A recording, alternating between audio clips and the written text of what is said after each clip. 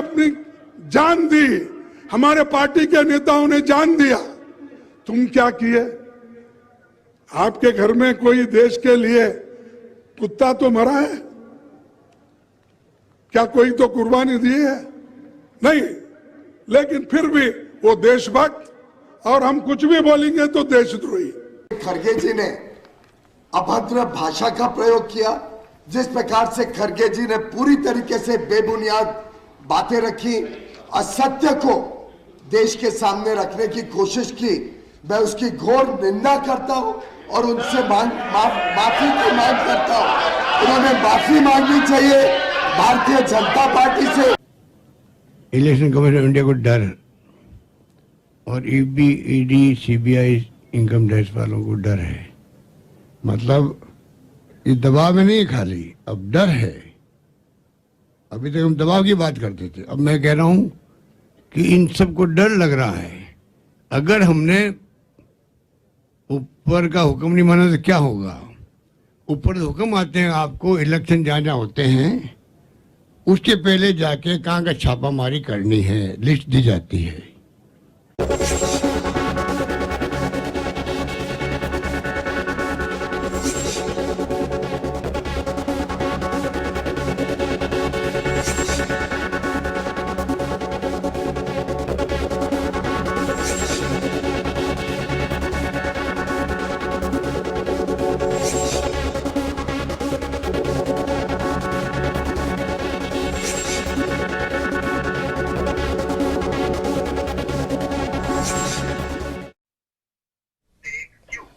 नमस्कार जल्टी में स्वागत है आपका। मैं हूं योगेंद्र, आप देख रहे हैं खास खबर। खास खबर में हम बात करेंगे खड़गे के बयान के बाद संसद में हंगामा।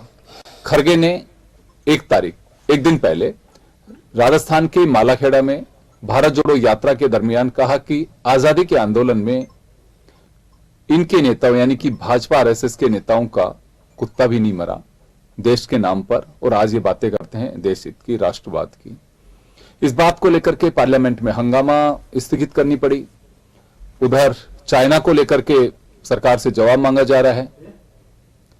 कुल मिलाकर के ये कहा जा सकता है कि एक जो समय था वो जाया किया गया। बड़ी बात यह है कि विवाद क्यों और क्या इससे बचा जा सकता था, या अगर खड़गे बोले तो पार्लियामेंट में चलाने की जिम्मेदारी सत्ता पक्ष की होती है, हाउस को चलाने की जिम्मेदारी। क्या इतनी बड़ी बात कि जिसपे दिन पर हंगामा रहा और जनता की गाड़ी कमाई का पैसा यूं ही व्यर्थ कर दिया गया। चलिए हम चर्चा शुरू करेंगे, और हमारे साथ इस वक्त भाजपा से सुरेश गर्ग साहब हैं, कांग्रेस आर तिवारी साहब हैं, हमारे सहयोगी योगेंद्र पंचोली हमारे साथ में हैं। सुरेश जी, आपके पास आना चाहूंगा मैं कि ये बयान खड़गे का, जो मल्लिकार्जुन खड़गे साहब कांग्रेस के अध्यक्ष हैं, उनका जो बयान, उसके बाद में जिस तरह की स्थितियां बना दी पार्लियामेंट में, ये इतना बड़ा बयान होगा। इससे तो बड़े तीखे हमले पहले कांग्रेस ने किए हैं, बहुत बड़े बयान दिए हैं।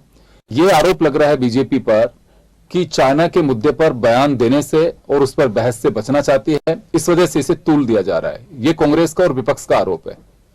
देखिए योगेंद्र जी, आज खड़गे जी राष्ट्रीय अध्यक्ष है कांग्रेस के, जो कि बरसों पुरानी, सबसे पुरानी पार्टी है, और उसके अध्यक्ष उलूल जुलूल बातें करते हैं। इन्होंने गुजरात के अंदर भी रावण बोला था और जनता ने इनको अच्छा जवाब दिया था। वहां पे उनको धरातल पे लाके पटक दिया था जब गुजरात में इस तरह के जवाब जब इस तरह से गुजरात के अंदर इन्होंने रावण बोला था मोदी जी के लिए।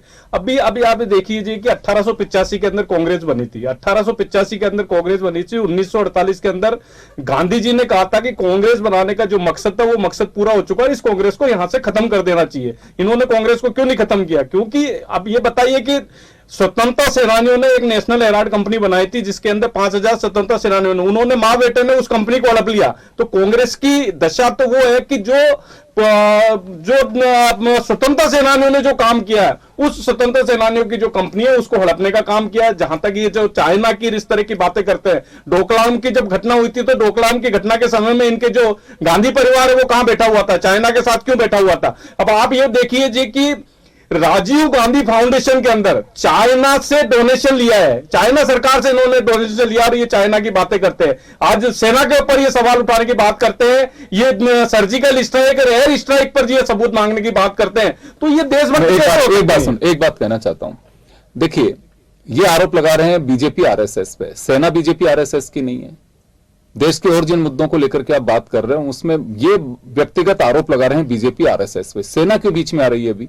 और दूसरी बात, एक दिन पहले ही पवन खेड़ा ने प्रेस कॉन्फ्रेंस करके ये कहा कि ये बताया जाना चाहिए कि अजीत डोभाल के बेटे का फाउंडेशन विवेकानंद फाउंडेशन है, उसमें चाइना से पैसा आ रहा है कि नहीं आ रहा है, आ रहा तो उसमें क्यों आ रहा है? उसका कोई जवाब ही नहीं दिया। मुझे बताइए कि ये कांग्रेस वाले, इनके पास में कोई तथ्य तो है नहीं, कोई चीज है नहीं। मुझे बताइए कि इन्होंने चाइना से राजीव फाउंडेशन में पैसा लिया या नहीं लिया। एक बार लिया है ना पैसा, तो उसको स्वीकार करना चाहिए। अब ये बताइए कि इन्होंने अक्साई चीन क्यों दिया? सर, आज नेहरू की वजह से अक्साई चीन चला गया। पाक अधिकृत मुद्दा क्या है?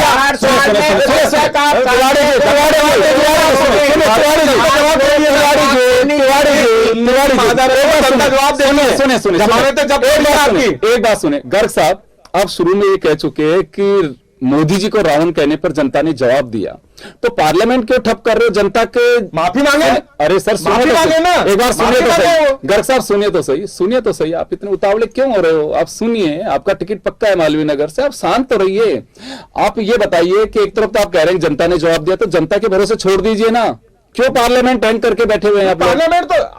पार्लियामेंट हम तो कह रहे हैं कि आइए बहस करिए ना, हर मुद्दे पे बहस करने को तैयार है, लेकिन ये बहस करने को तैयार ही नहीं है। और मुद्दा बहस करने को तैयार नहीं है। भारतीय जनता पार्टी मुद्दा कहां से कहां लेकर जा रहे हो? बहस करने को तैयार है, जवाब लेकिन वो तैयार नहीं है। सुनेंगे तैयार ही नहीं है। सुनिए अब जरा जवाब सुनना। बड़े धैर्य के साथ में तिवारी जी ने सुना ना, मैंने इनको रोका, वो रुक भी गए। तो उम्मीद है कि आप भी रुकेंगे, कि मैं कमजोर सा आदमी हूं, आप दोनों को चुप नहीं कर पाऊंगा।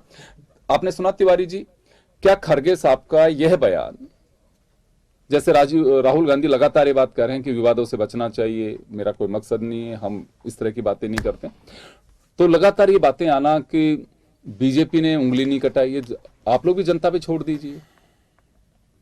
कुत्ते बिल्ली इनकी क्यों जरूरत पड़ रही है? योगेंद्र भाई, देश की जनता को पता लगना चाहिए, आज ये जो छद्म राष्ट्रवाद के नाम पर देश के लाखों करोड़ों लोगों को धोखा दे रहे हैं।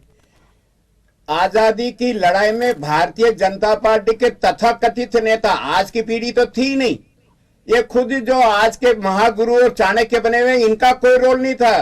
तो इनके जो पूर्वज थे, ये तो अंग्रेजों की गुलामी कर रहे थे।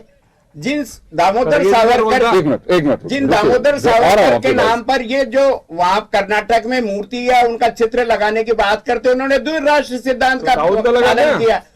भारतीय जनता पार्टी के नेताओं ने आजादी की लड़ाई में अंग्रेजों का पिट्ठू पने का काम किया और आजादी की लड़ाई में कांग्रेस के पीठ में छुरा भोंका। ये बात अगर हमारे राष्ट्रीय अध्यक्ष मल्लिकार्जुन खड़गे जनता की आम सभा में कहते हैं कि छद्म राष्ट्रवाद के नाम पर ये जो शेर बनते हैं, इनका कोई इतिहास तो बताओ। अगर इनके घर से कोई एक बात जानना चाहता कहीं कोई बलिदान दिया हो, मैं एक बात हजारों कार्यकर्ताओं ने, जिसमें इंदिरा गांधी ने देश की आजादी को बचाने के लिए आजादी के नाम पे तो उनके पिताजी ने, माताजी ने 10 साल एक बात मैं जानना चाहूंगा, मुझे एक चीज बताइए, मैं आपसे भी जानना चाहूंगा और गर्ग साहब से भी, क्योंकि बीजेपी के सिंबॉलिक लीडर आप ही हैं मेरे सामने, तो आप ही से बात करूंगा। मुझे तो एक बात बताइए कि बीजेपी लगातार ये बात कहती है कि साहब देश के विभाजन में नेहरू का रोल, आप लोग कहते हैं कि सावरकर ने माफी मांगी, द्विराष्ट्र की मांग करी, वहीं से ये सबसे बड़ी जड़ है। मुझे तो ये बताइए आप कि अब इनका सॉल्यूशन क्या है? अब क्या है, ऊपर से नेहरू जी आकर के और वापस से देश को स्थापित करें? सुने और वीर सावरकर को कहीं से लाया जाए और वो कहें कि अपना स्पष्टीकरण दे, इनका औचित्य क्या है? मैं समझ नहीं पा रहा, ये देश को क्यों गुमराह किया जा रहा है दोनों ही पार्टियों की ओर से? योगेंद्र भाई, हम कोई गुमराह नहीं कर रहे हैं देश की उस नौजवान पीढ़ी को जिसका आज 60% से ज्यादा भारत की आबादी में हिस्सा है। उनको पता ही नहीं है देश की आजादी के बारे में। ये लोग भ्रमित करते हैं। हिंदू और मुसलमान, पाकिस्तान और मुसलमान, शमशान और कब्रिस्तान, इनके नाम पर आप सत्ता की सीढ़ी पर, मंजिल पर पहुंच तो सकते हो सुरेश भाई, लेकिन जनता की सेवा नहीं कर सकते हो। जनता की सेवा का कृत संकल्प किया कांग्रेस ने। 1 रुपए में जनता की सेवा करी ना भाई, खागे ना पैसे आप लोग। मौका दूंगा, सुनिए। मैं कह रहा हूँ, जब जो बच्चा पैदा करती है, अवार्ड ले रखा पैसे खाने में आप लोगों ने। अरे पूरा देश बेच रहा है। आप तो मुख्यमंत्री आपने सौदा किया। मुख्यमंत्री टीचर के संविधान खुद में बोल रहा है कि दवाओं के 500 लोग ऐसे जनता की सेवा 50 तो बच्चे जनता की सेवा टूट गया ना, तो कुछ घड़ी की मजदूरों को आपने जेल में डाल दिया। कैसा आपका गुजरात मॉडल है? देश के अंदर दिया ना जनता ने, एक 55 सीटें दी है। अरे आपका आजादी का इतिहास नहीं, देश के विकास का इतिहास नहीं, केवल मुलम्मा झूठे वादे करना, 2 करोड़ का रोजगार, जीएसटी लगाने वाले, नोटबंदी का चले महंगाई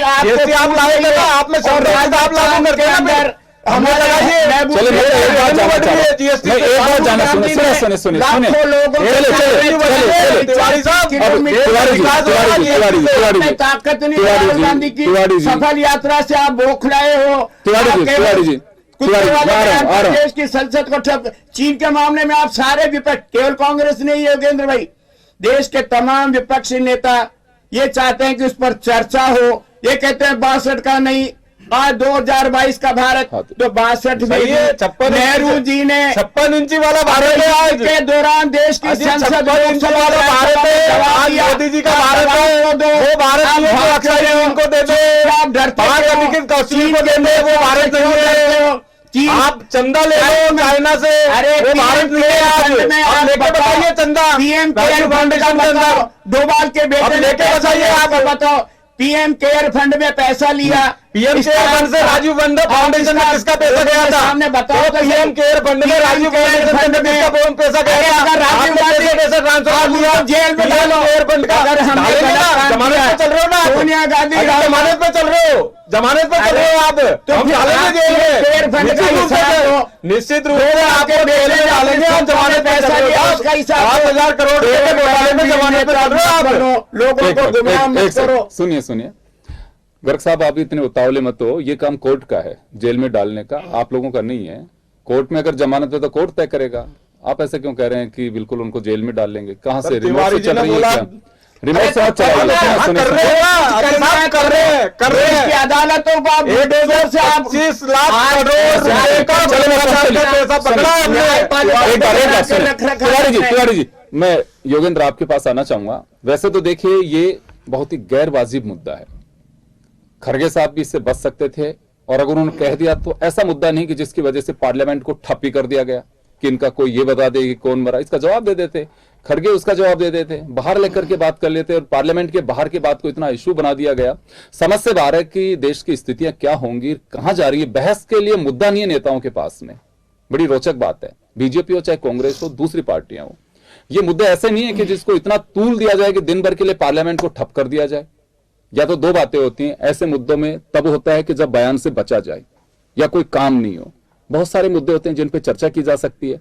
देश के खरगे और बीजेपी, उनके अलावा भी तो मुद्दे होंगे, उन पे चर्चा नहीं होती है। वो लगातार बीजेपी राहुल, नेहरू और कांग्रेस सावरकर, इनसे बाहर नहीं निकल पा रही। इसका कोई सोल्यूशन है, या फिर ये कहें कि ये संघ की तरह बस ऐसे ही बसते रहेंगे नेता, जैसे फूंक डालो कि ये बोल देना इससे मामला खत्म है? आपको नहीं लगता है कि बहस को कैसे डाइवर्ट की जाती है? नॉट ओनली इन जन TV, everywhere, all channels.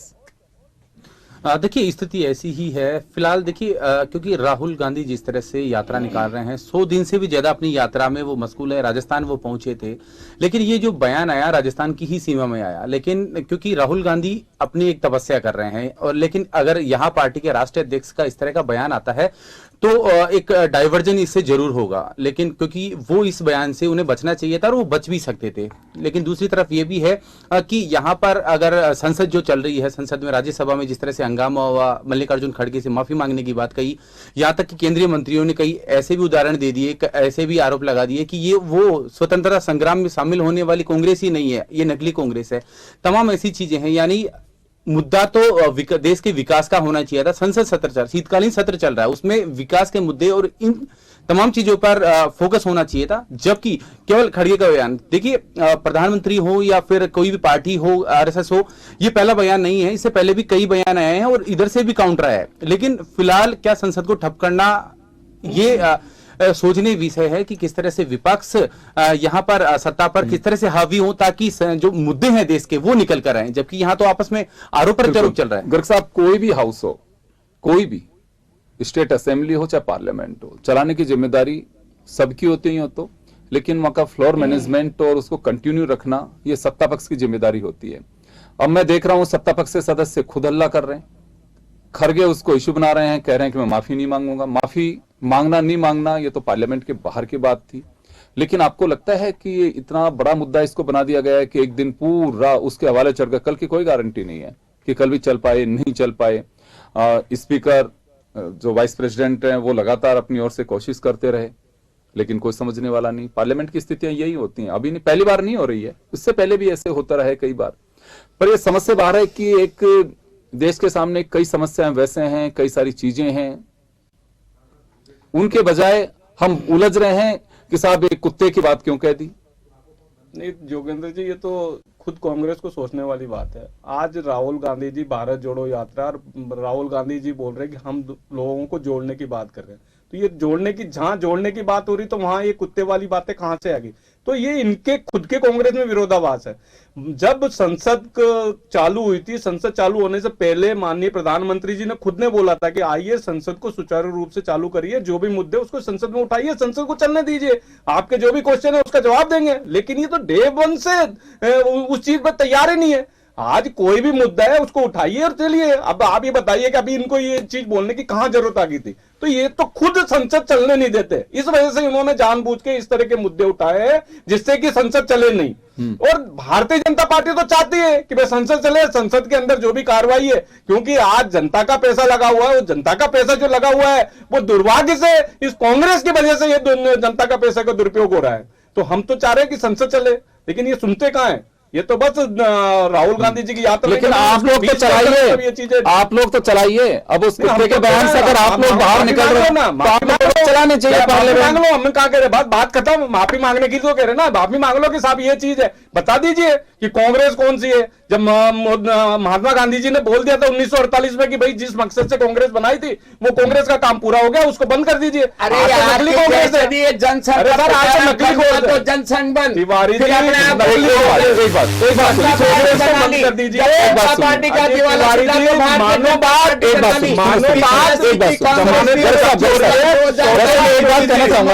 Tiwari ji सुनिए, तिवारी जी एक बात मैं कहना चाहूंगा। अभी इंडियन नेशनल कांग्रेस है, ये बात बाकायदा इतिहास में लिखी हुई है कि गांधी जी ने कहा था कि भाई अब देश आजाद हो चुका है, और उस वक्त बंगाल में अकाल पड़ रहा था कि जो सेवा में जाना चाहें सेवा में जाएं, जिनको राजनीति में जाना हो राजनीति में जाए। कांग्रेस का जो मूल अवधारणा है वो खत्म होती है। जिनको पॉलिटिक्स करनी थी वो पॉलिटिक्स में चले गए, जिनको सेवा से और स्वराज आंदोलन में जुड़ना था वो उधर चले गए, जिनको अकाल में और इनमें व्यवस्था करने के लिए गांधी जी के साथ लगने थे, जो लोग चले गए सेवा में, उस टाइप का रहा। लेकिन केवल कांग्रेस ही इस बात को लेकर के लंबे समय तक भुनाती रहे कि आंदोलन, राजनीति, आजादी ये केवल कांग्रेस की देन रही है, और कांग्रेस में जो लोग थे वो कांग्रेस में वही जो इस रूट पे चल रहे हैं वही आजादी के सितारे। तो मुझे लगता है कि कांग्रेस को भी इससे बाहर निकलना चाहिए। योगेंद्र भाई, आप तो बहुत वरिष्ठ पत्रकार हो। 15 अगस्त 47 को भारत आजाद हुआ। 48 में गांधी जी ने किस मूड में कहा? मैं पैदा नहीं हुआ था, मुझे नहीं मालूम। लिखा हुआ है, मैं तो वो बता रहा हूँ। कुछ भी है दस्तावेज में, देश के लोगों को किसके भरोसे छोड़ देते? जिस साम्राज्य का सूरज अंत नहीं होता था उसके खिलाफ कांग्रेस ने लड़ाई लड़ करके देश को आजाद कराया। आज 48 में कांग्रेस भंग करके फिर सरकार कौन चलाता? इनके दुख दर्द कौन करता? समाज की सेवा कौन करता?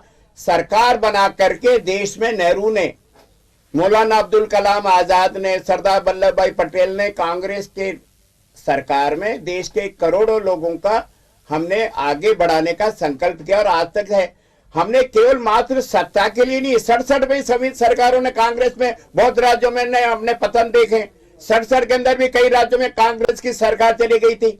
77 में कांग्रेस बिल्कुल पूरे देश में हार गई थी। लेकिन हम हार जीत से डरते नहीं। कांग्रेस समाज सेवा का एक मंच है और वो हम करते रहे। हम हारे या जीते। आज राहुल गांधी 2023 में 2024 के चुनाव को लेकर के राहुल गांधी नहीं घूम रहे, वो सरकार के सामने जनता की पीड़ा की अभिव्यक्ति को दोहराना चाहते। आज देश में 3000 किलोमीटर पैदल चल करके आजादी के बाद 75वें साल में अगर कोई नौजवान हमारा महबूब नेता चल रहा है, उसका मतलब थोड़ी वो देश का प्रधानमंत्री बनना चाहता है।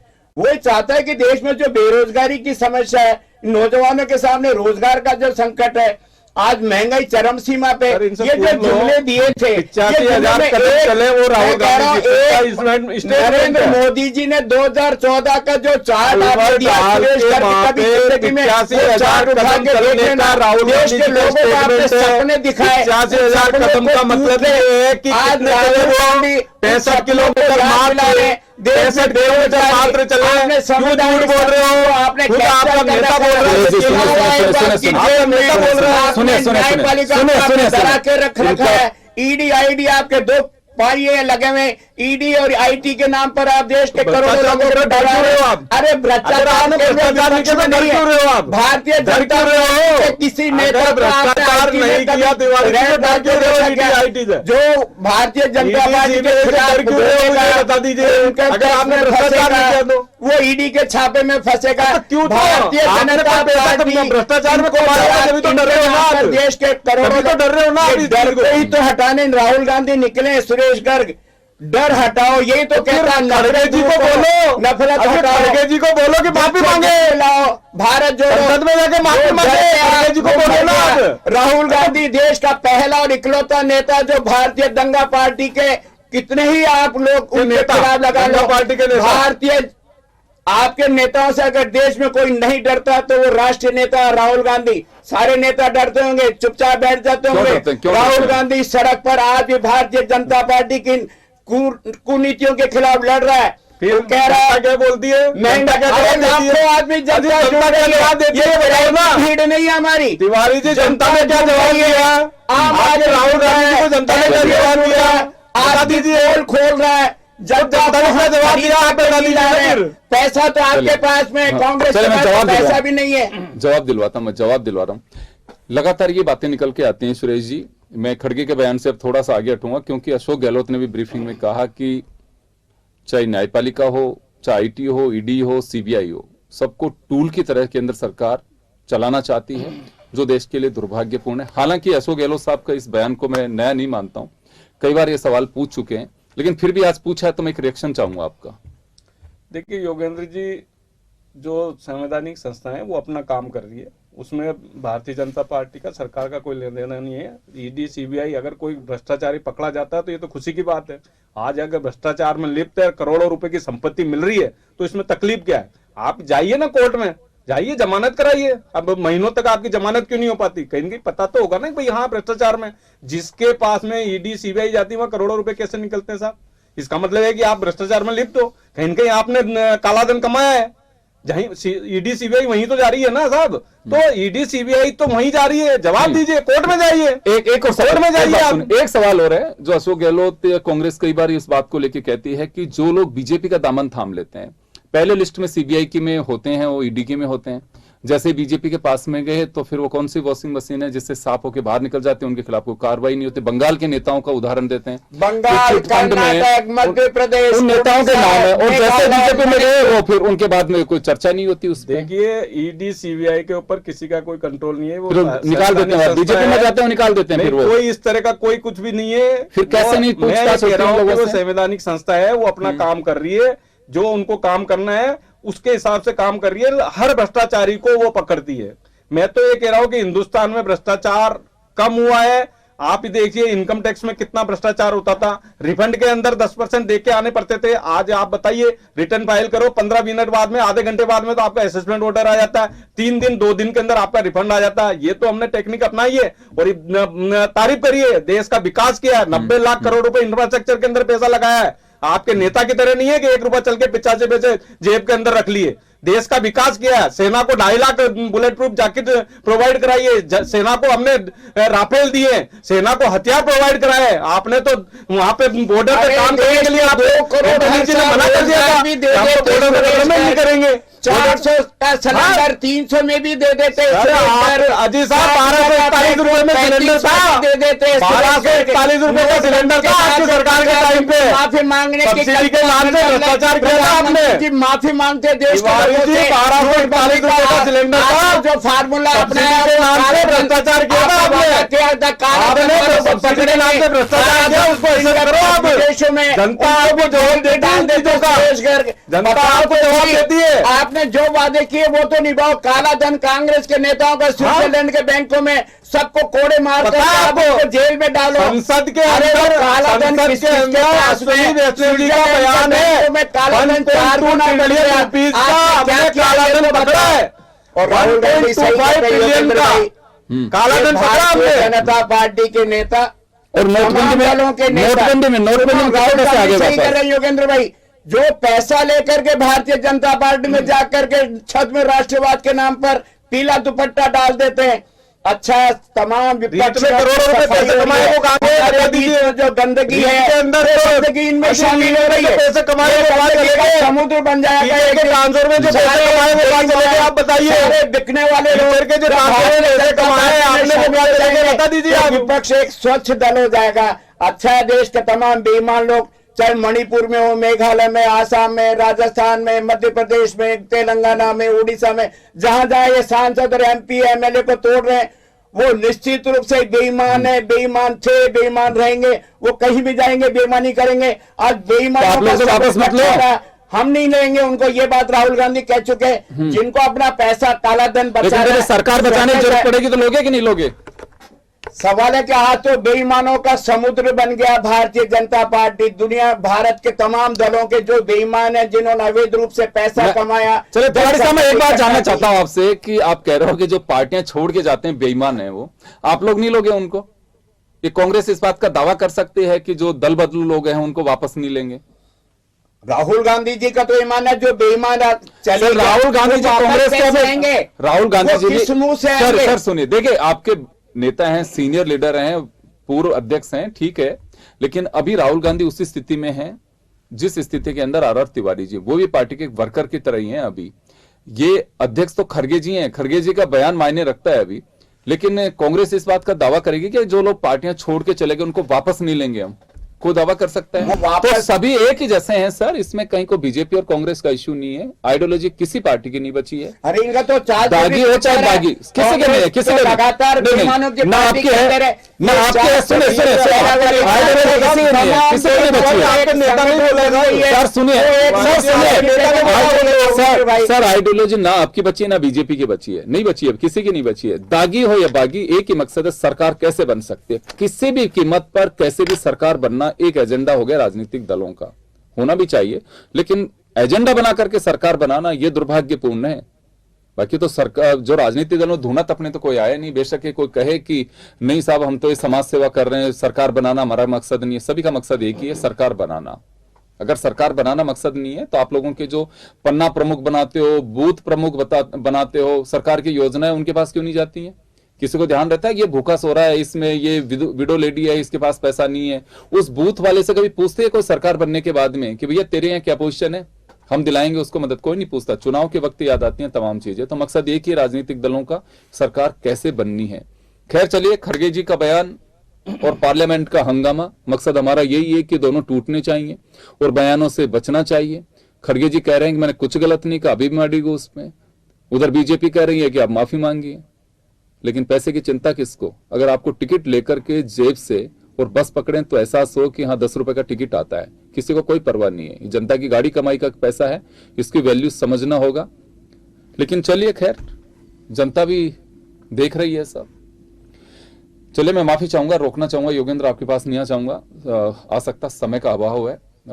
तो जो मुद्दा था मेरी नजर में बहुत गैर वाजिब है कि जिसकी वजह से पार्लियामेंट ठप, खड़गे जी ने बोला, कोई नई बात नहीं थी। इससे पहले कितनी बार कितने तीखे बयान गए, लेकिन अब कांग्रेस का आरोप है कि चाइना पे बचना चाहती है सरकार, इस वजह से हंगामा कर रही है। लेकिन खड़गे साहब, आपकी भी ऐसी कोई आवश्यकता नहीं थी कि जब आपको मालूम है कि सरकार में बयानवीर आपसे भी तीखे हैं, तो ये गैरवाजी मुद्दा था, इससे बचना चाहिए था ताकि पार्लियामेंट चल सके, आप सरकार को कटघरे में खड़ा कर सके, बाध्य करें जवाब देने के लिए।